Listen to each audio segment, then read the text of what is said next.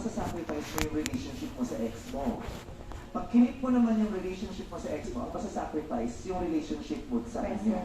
Pero kayo ang nasira. Was it worth it? Hindi po.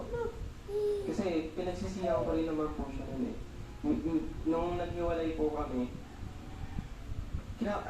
kinakamusta ko lang po siya, pero parang kinakikiramdaman ko lang po siya. O kamusta na siya, ganito si Yana. Ayun na, kung kamusta na siya, ganito, ganyan. Tapos, ayun, alam ko na nawala na rin talaga kasi nga napagod na rin siya. Hanggang ngayon ba, close ka pa rin dun sa parents ng ex mo? Ay, hindi na po. Kasi after namin maghiwalay, nag-decide na rin ako na tigil na dalawa. Tamo, ititigil mo yan pala yun. Ba't di mo tinigil agad para na-save mo yung relationship? Para tinigil mo yung isa, yung past, para maayos po yung present.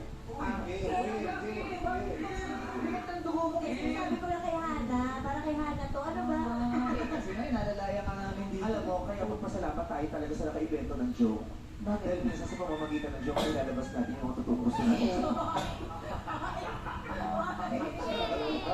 Charot lang. Oo, pero ano ang realization mo? Ano yung na-realize mo na ito yung na-realize ko, ito yung learning ko sa experience na yan na makakatulong sa akin sa mga susunod na mangyayari sa buhay ko?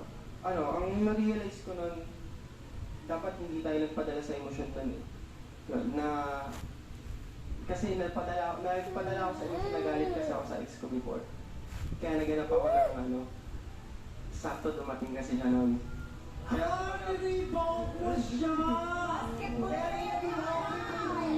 Hindi mo ma-date mo si ex kasi may something ka pa kay ex kasi rebound mo lang si Hana. Hindi na rin ko naman po. Eh, wala pa isang buwan, nag-girlfriend na agad siya. Hana!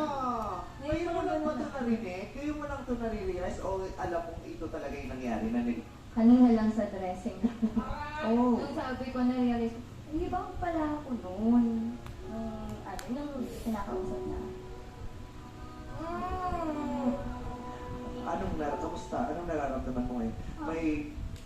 May lalo bang sumakit? May bumalik na sakit? O wala ka nang nararamdaman dito na apektado kung ano mo? Masakit, pero kasi may part din naman na mali ako doon. Kasi hinayaan ko nangyari yun. Ngayon ano ang alin? Na hinayaan ko na minsan nagkakasama sila.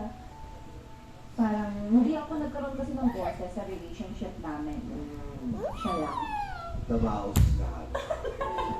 Dahil sa sobrang pagmamahal.